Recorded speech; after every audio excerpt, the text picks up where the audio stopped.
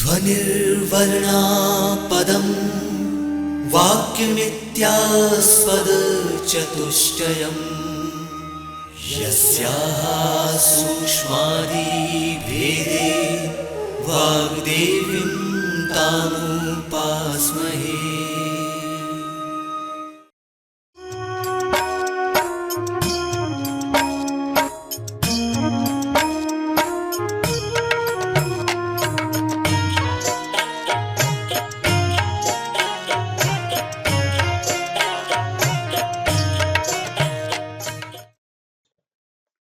नमस्कार, मैं डॉक्टर वरलक्ष्मी इंद्रकांति आप सभी के समक्ष pedagogy of teaching English SECM 02 block 2 instructional planning के संबंध में आप सभी से चर्चा करना चाहूंगे।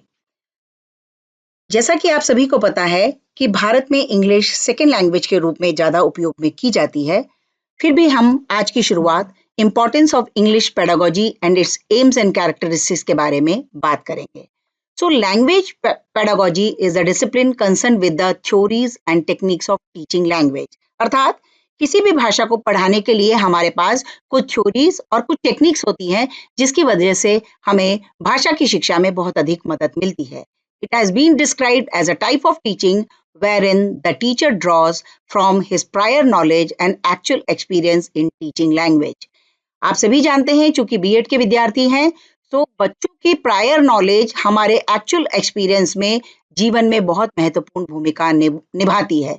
सो according to Edward Sapir, language is a purely human and non instinctive method of communicating ideas. Basically आप जो लैंग्वेज का उपयोग करते हैं अपने आइडियाज को दूसरों तक कम्युनिकेट करने के लिए उसका प्रयोग किया जाता है।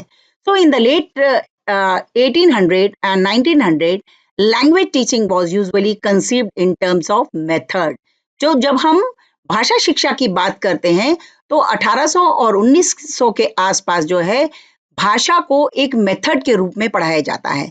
So in seeking to improve teaching practices, teachers and researchers would typically try to find out which method was the most effective. So while dealing with the students in the classroom, it totally depends upon the teacher that which method she is going to apply in the classroom teaching learning situation. So इसका तात्पर्य यही है कि किसी भी शिक्षक को कक्षा में एक ही तरह की टीचिंग मेथड हमेशा यूज करने की आवश्यकता नहीं है। छात्रों की जरूरत के हिसाब से, छात्रों के एज ग्रुप के हिसाब से और स्वयं के अनुभव के हिसाब से शिक्षक के हाथ में यह पूरी तरह से होता है कि आवश्यकता अनुसार वह विभिन्न पद्धतियों का कक्षा में इस्तेमाल करते रहे। However, method is an ambiguous concept in language teaching and has been used in many different ways. So according to Bell, this variety of use offers a challenge for anyone wishing to enter into the analysis of deconstruction of methods. हमको ये चीज सोचना बहुत ज्यादा जरूरी है कि किसी भी लैंग्वेज को पढ़ाने के लिए, अन्यथा हमें ये कहना चाहिए किसी भी विषय को पढ़ाने के लिए मेथड या पेडागोजी जो है वो बहुत महत्वपूर्ण हिस्सा होती है।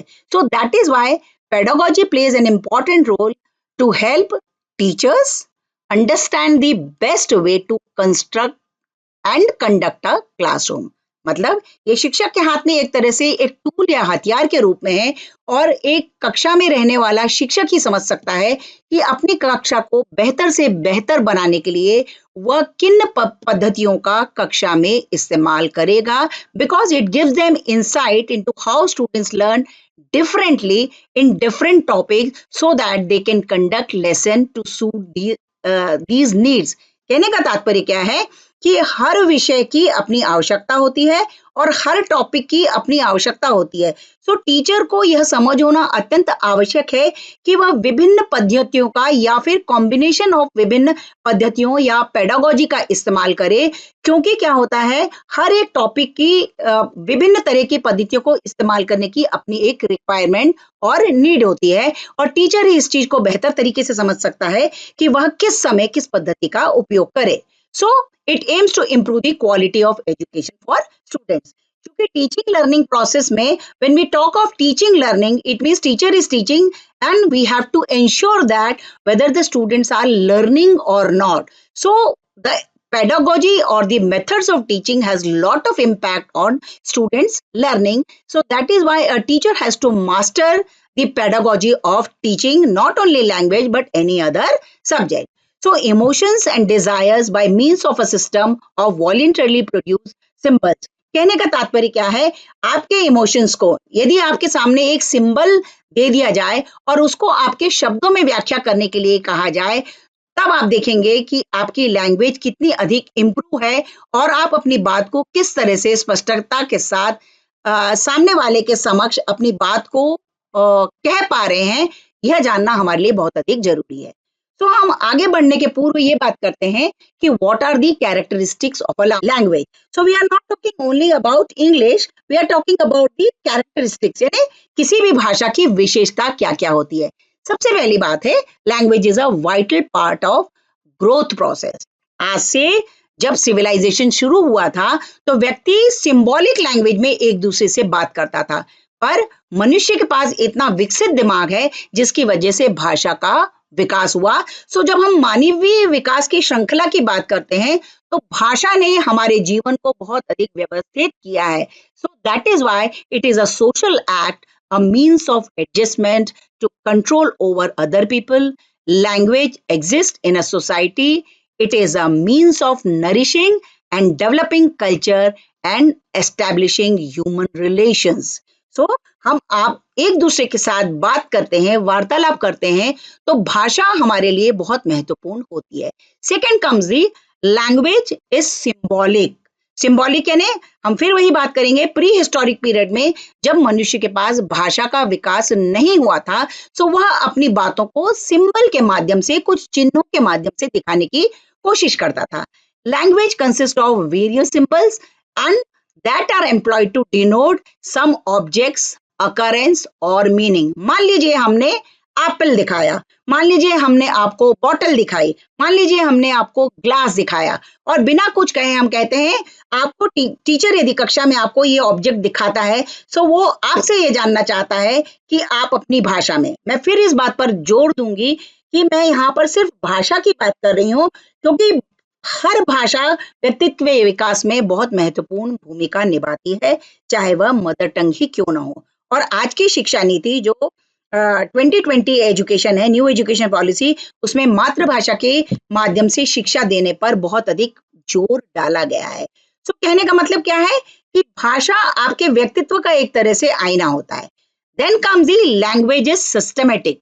Although language symbolic, yet its symbols are arranged in a particular system. All languages have a phonological and grammatical system, and within a system there are several subsystem. भाषा की जो ग्रामर होता है, व्याकरण होता है, आप हिंदी में जो वाक्य बनाएंगे और इंग्लिश में जो वाक्य बनाएंगे उसका एग्जैक्ट ट्रांसलेशन करने की कोशिश करते हैं. सो कई बार आपकी हिंदी और इंग्लिश के वाक्यों में थोड़ा सा परिवर्तन आ जाएगा, इसीलिए हमको ग्रामर का भी ज्ञान होना अत्यंत अधिक आवश्यक होता है. पर वह भाषा हिंदी, तेलुगु, मराठी, इंग्लिश कोई भी हो, लैंग्वेज का डेवलपमेंट का एक सिस्टम होता है जिसको एक शिक्षक को समझना बहुत अधिक आवश्यक है. Language is arbitrary. There is no inherent relationship between the words of a language and their meaning of the ideas conveyed by them. मतलब शब्द और आपके जो आइडिया हैं उसमें बहुत तरह का भेद भी आपको देखने के लिए मिल सकता है, क्योंकि वोकैबुलरी में आप देखोगे एक ही शब्द के कई मीनिंग भी आते हैं. हम यहाँ पर उन्हीं शब्दों की बात कर रहे हैं. Then language is a productive and creative. The structural elements of human language can be combined to produce new utterance never heard before according to the needs of the society. इसका मतलब क्या है? कई कई बार समाज में जब हम भाषा का प्रयोग करते हैं तो हम इस बात को भी देखते हैं, ऐसे कई नए शब्दों का आप इस्तेमाल करते हैं जिनका कि आपने पहले कभी भी उपयोग नहीं किया है. तो कहने का मतलब क्या है कि आपकी भाषा को संपन्न करने के लिए आपकी वोकैबुलरी, आपकी शब्दावली में हमेशा एनहांसमेंट होना चाहिए.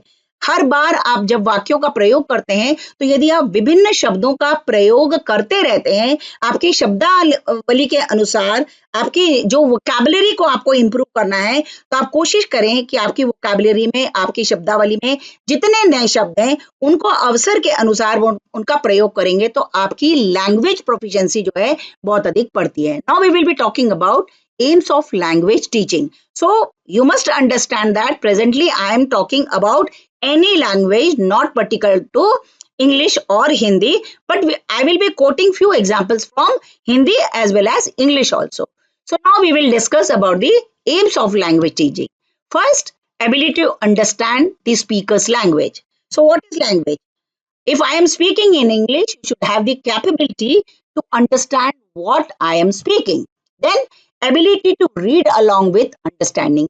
समझने के साथ साथ पढ़ने की भी क्षमता का विकास करना किसी भी भाषा के लिए बहुत आवश्यक होता है. Then comes to ability to express fluently and diversely using different skills. इसका मतलब क्या है? यदि आपने भाषा विकसित कर ली है, तो आपको उस भाषा में अपनी भावनाओं को व्यक्त करने की क्षमता का विकास करना चाहिए. और जब आप अपनी भावनाओं को व्यक्त करते हैं, तो आपके पास डिफरेंट स्किल्स को आपको यूज करना पड़ेगा, जिसमें कि आपके भाव, आपकी शब्दावली, आपकी बॉडी लैंग्वेज, ये सब चीजें जो है बहुत अधिक महत्वपूर्ण भूमिका निभाती है. Now next comes the ability to present और write view in a coherent manner. तो इसका मतलब क्या है? पहले आपने स्पीकर्स की भाषा को समझा, फिर आपने उसको पढ़ने की कोशिश की, फिर आपने उसी भाषा में अपने भाव व्यक्त करने की कोशिश की बोलकर, फिर आपने उन्हीं बातों को लिखकर अपनी बात को व्यक्त करने की कोशिश की. So there is a system which I was talking about. Then comes the ability to learn technological languages used in teaching of other subjects such as music है, computer है, sports है. So कहने का मतलब क्या है? If a teacher is a good teacher, definitely she will explain the meaning of any technological words which she is going to use in the classroom. कहने का मतलब क्या है? यदि टीचर किसी टेक्नोलॉजिकल शब्दों को प्रयोग कर रही है, सो टीचर की ये जिम्मेदारी बनती है, खासतौर से लैंग्वेज टीचर की ये जिम्मेदारी बनती है कि उन टेक्निकल शब्दों को सिंप्लीफाई करके बच्चों को समझाने की कोशिश करे, जिससे कि बच्चों को ग्रास्पिंग पावर अच्छे से आए और वो उन्हें ऐसा ना लगे कि हम किसी एलियन भाषा का कक्षा में प्रयोग कर रहे हैं. Then comes the ability to understand the scientific aspect of a language. Scientific aspect यानी जो हम ग्रामर और सेंटेंस कंस्ट्रक्शन की बात कर रहे हैं, उसके बारे में आपको समझ में आना चाहिए. Then development of creative skill. You know that human beings are creative. Creative skill है ना? If you are watching nature, if you are roaming around, यदि आप लोग किसी पहाड़ी पर्यटन स्थल पर जा रहे हैं और आपको ठंडी हवा आ रही है, चारों तरफ नदी, समुद्र, खूबसूरत नजारा आपको दिखाई दे रहा है, रंग बिरंगे फूल दिखाई दे रहे हैं. सो एक पेंटर या आर्टिस्ट होगा, वो क्या सोचेगा कि काश मेरे हाथ में एक ब्रश और पेंट होता तो मैं इस सीनरी को अपनी पेंटिंग और ब्रश में कैद कर लेता. सो उनका वो क्रिएटिव एक्सप्रेशन है. So when you see something beauty around you, you should have the ability and capability to express yourself through beautiful words. अच्छी बात को, जैसे कविता कहने की बात होती है, एक कवि होता है, हम आम भाषा में जो बात करते हैं वह उसी बात को बहुत क्रिएटिव तरीके से हमारे पास व्यक्त कर देता है. तो कहने का मतलब क्या है? लैंग्वेज प्रोफिशिएंसी जैसे जैसे आपके पास आती जाती है, वैसे वैसे आपकी creative skills to express yourself in a better way बढ़ती जाती है. तो ये चीज लैंग्वेज के साथ बहुत अधिक आवश्यक है. Then comes the development of learners' sensitivity towards national issues, cultural heritage, and different aspects contemporary life. इसका मतलब क्या है कि यदि आप व्यक्ति को भाषा का विकास कर रहे हैं, तो भाषा के विकास के साथ हम सिर्फ भाषा का विकास ही नहीं कर रहे हैं, हम उसकी पर्सनैलिटी को भी एनहेंस कर रहे हैं, क्रिएटिव स्किल्स को आगे बढ़ाने की कोशिश कर रहे हैं. And other thing that he should be a sensitive person and responsible towards the nation. National issue के बारे में सेंसिटिव होना चाहिए. हमारे भारत की जो सांस्कृतिक विरासत है उसके बारे में उसको सेंसिटिव होना चाहिए. और खास तौर से भारत जैसे देश में जहाँ पर विभिन्न सभ्यता और संस्कृति के लोग एक साथ रहते हैं, सो उन सब के बारे में भी उस उनका एक पॉजिटिव एटीट्यूड होना चाहिए। तो ये चीज का ध्यान रखना हमारे को बहुत ज्यादा आवश्यक है कि जब हम भाषा की बात करते हैं तो भाषा में हमको बहुत सारी चीजों को लेकर चलना है। अगली स्लाइड के माध्यम से हम यही देखेंगे कि जब हम इम्पोर्टेंस ऑफ भाषा की बात करते हैं, so we know that language is our primary source of communication. It is a method through which we share our ideas and thoughts with others. So भाषा के माध्यम से हम कम्युनिकेट करते हैं, जिस तरह से मैं भाषा के माध्यम से आप सब तक अपनी बात पहुंचाने की कोशिश कर रही हैं। सो there are 3 phases of language communication. First is, what is more important, that human knowledge preservation. It is through language only we are able to preserve our knowledge in the form of, आपके पास books हैं, आजकल तो खैर computer भी है, software है, hardware है, इन सब के माध्यम से कॉपीज हैं, बुक्स हैं, कितने सारे इंटरनेट के माध्यम से हम अपनी नॉलेज को हमेशा के लिए प्रिजर्व कर सकते हैं। देन ट्रांसमिशन, हमने किसी किताब से पढ़ा और हम उस ज्ञान को आपके साथ बांटने की कोशिश कर रहे हैं, this is what transmission is. Then advancement are possible only with the help of a language. Advancement मतलब, मान लीजिए हम ये पीपीटी आज आपको दिखा रहे हैं, आज से मुझे 2 साल बाद मान लीजिए यही टॉपिक पर पढ़ाना होगा, तो निश्चित रूप से मैं इस पीपीटी का उपयोग नहीं कर पाऊंगी। मैं इसे बेस जरूर बना सकती हूँ, पर चूंकि आपको पता है कि एडवांसमेंट टेक्नोलॉजी में हमेशा लगातार होता रहता है, तो मैं उसको और बेहतर बनाने की कोशिश करूंगी, क्योंकि निश्चित रूप से जो है टेक्नोलॉजी हर वर्ष बढ़ती चली जा रही है और इसको मुझे और एडवांस और बेहतर बनाना होगा, क्योंकि आज से 2 साल पहले 2 साल बाद जो हमारा यंगर जनरेशन आएगा, कंपैरेटिवली उनके पास कंप्यूटर की जो कॉम्पिटिटिव स्किल्स हैं, वो निश्चित रूप से आज की जनरेशन से और बेहतर होंगी। So then comes the language is also the best source of social and cultural development.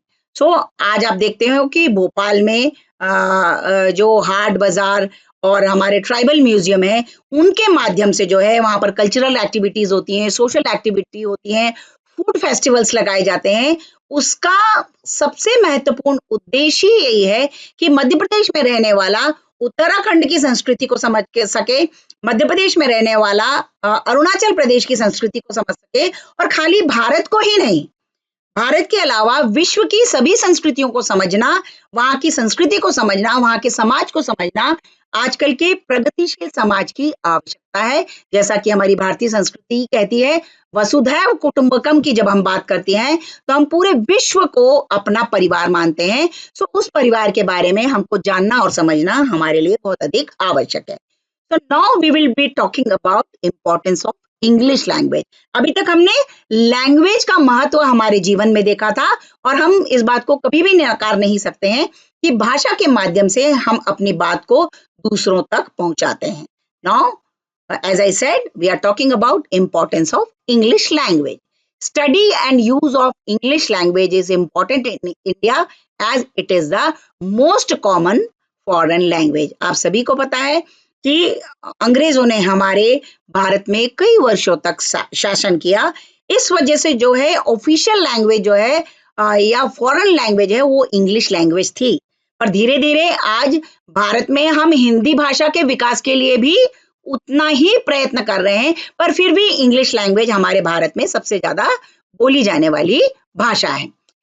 Then everyone needs to learn the language in order to get in touch on an international level.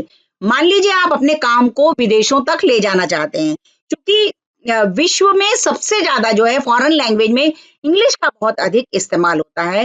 सो आपको अपने काम को बढ़ाने के लिए, अपने व्यक्तित्व के विकास के लिए, विश्व के दूसरे हिस्सों में लोगों से जुड़ने के लिए आपको जो है इंग्लिश लैंग्वेज का आना बहुत अधिक आवश्यक है। इसलिए आपको भाषा का विकास करना जरूरी है। Now we will be talking about principles of language teaching. So the first principle is theory of motivation and interest. आप सभी जानते हैं कि लर्निंग में मोटिवेशन जो है बहुत महत्वपूर्ण भूमिका निभाता है।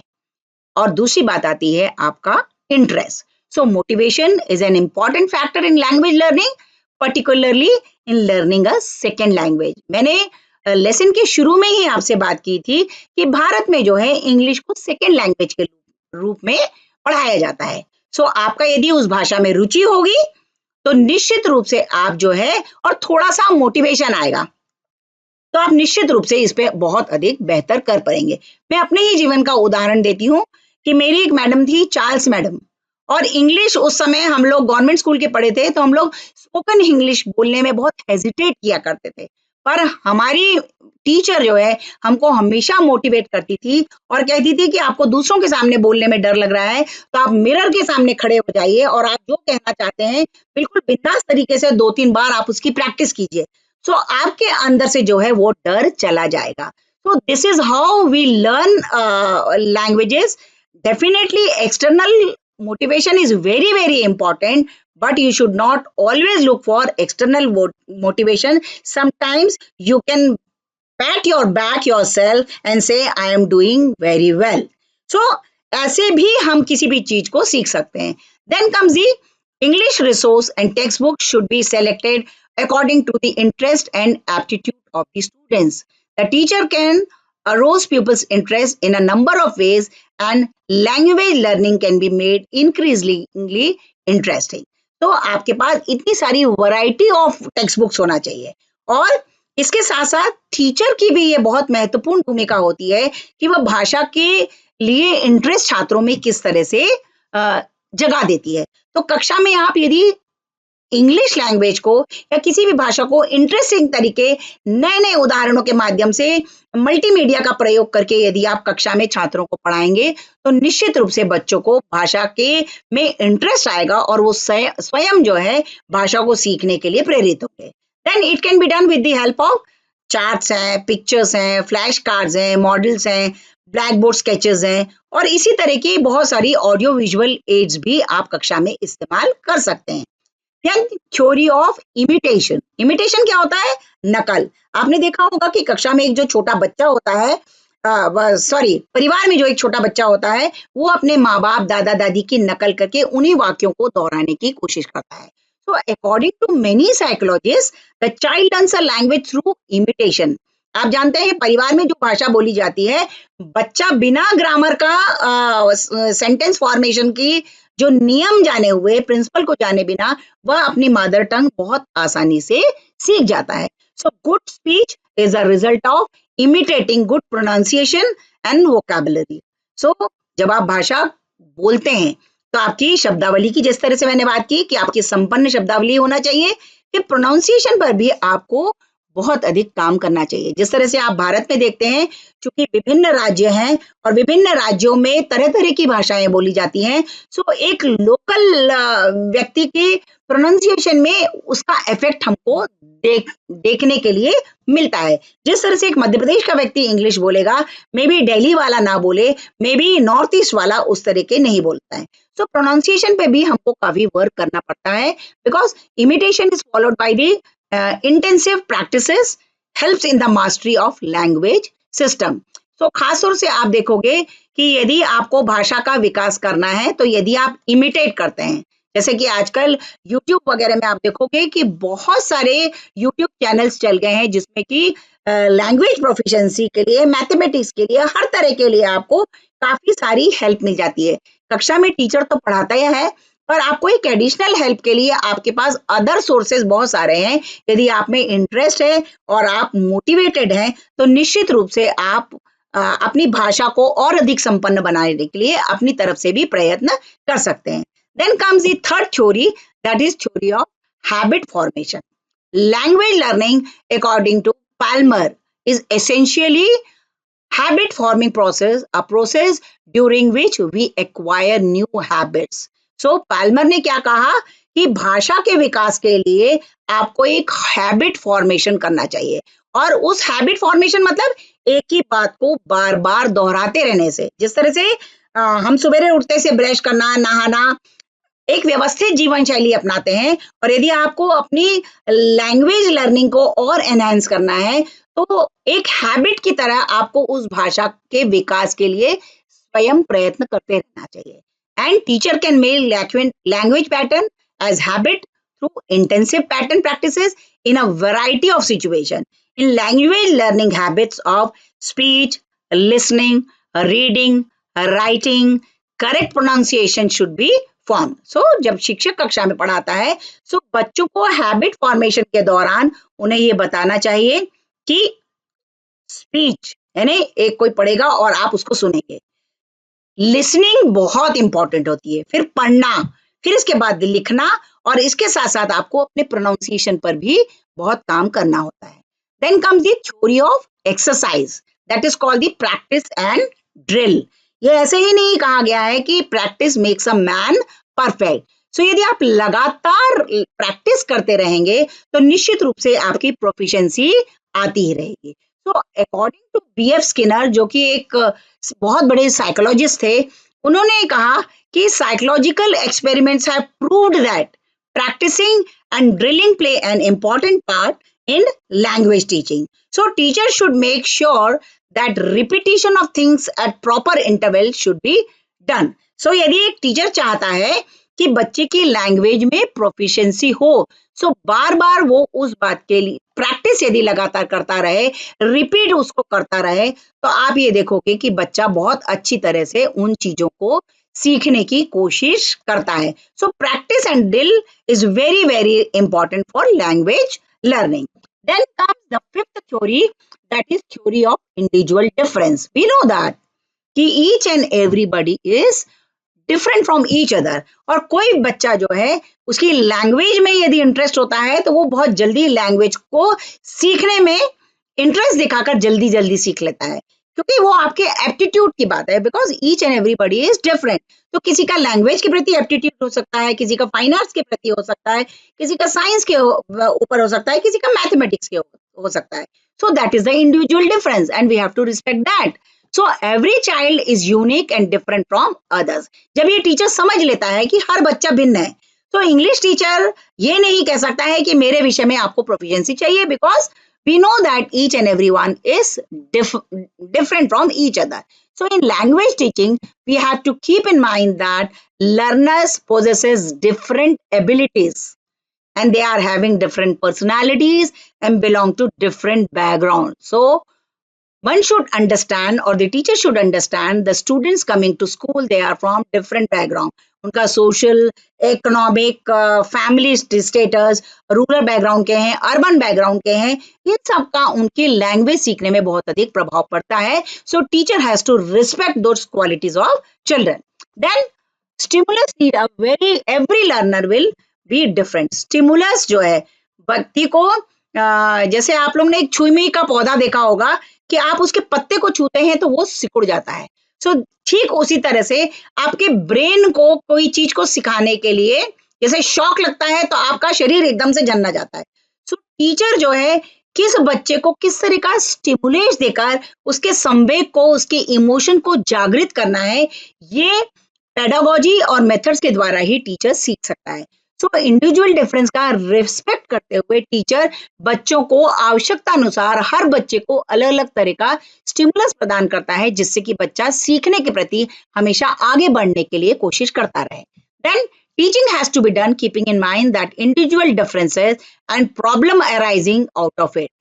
The teacher should adopt different tactics, strategies and multiple approaches to make learning meaningful.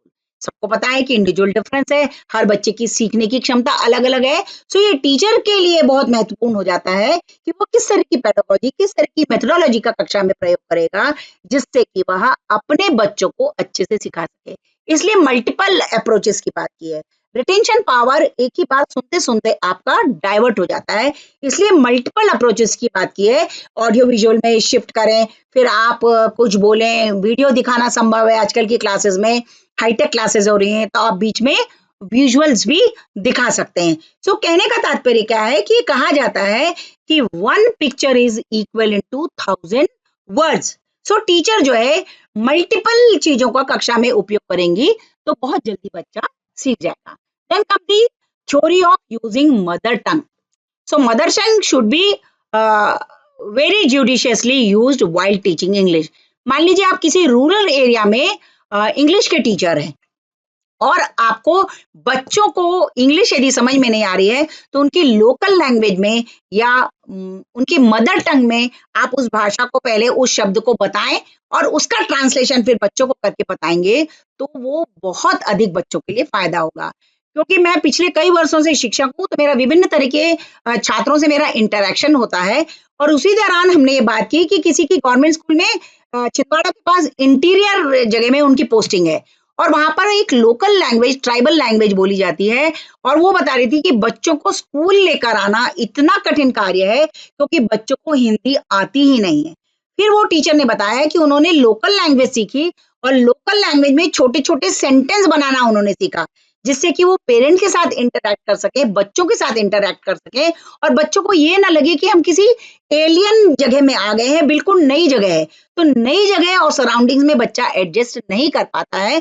So mother tongue and the local language plays very very important role. आप एकदम से अंग्रेजी पढ़ाना या सिखाना बच्चों के लिए हमारे लिए संभव नहीं है। So at an early stage, some explanation will have to be given in pupil's mother tongue, but at later stage, inputs from the targeted language in a simple graded manner can help in minimizing the influence of mother tongue. So शुरुआत में बच्चे को आपको English सिखाना है तो पहले mother tongue से ग्रेजुअली आप उसको इंग्लिश लैंग्वेज की तरफ लेकर आए तो बच्चे की जो है सीखने की क्षमता में तेजी से विकास होता है और बच्चा धीरे धीरे नई सिचुएशन और नई लैंग्वेज को सीखने के लिए उसमें एडेप्टेबिलिटी बढ़ जाती है। Then seventh principle is correlation with life. भाषा हमारी कम्युनिकेशन का माध्यम है। सो यदि आप उसको किसी वाटर टाइट कंपार्टमेंट में रखकर ये कह दें कि हम तो जब फॉरेन जाएंगे हम तभी इस भाषा का उपयोग करेंगे क्योंकि हमारे को तो भारत में उसकी आवश्यकता ही नहीं है, मध्य प्रदेश में तो इंग्लिश कोई बोलता ही नहीं है। पर यदि आप भाषा को लगातार प्रयोग नहीं करेंगे तो वो भाषा की प्रैक्टिस आपकी छूट जाने की वजह से उसमें आपका कॉन्फिडेंस चला जाएगा, आपकी प्रोफिशिएंसी चली जाएगी। सो भाषा आपके जीवन से संबंधित होनी चाहिए। So English should be practice in everyday situations with which children can easily identify.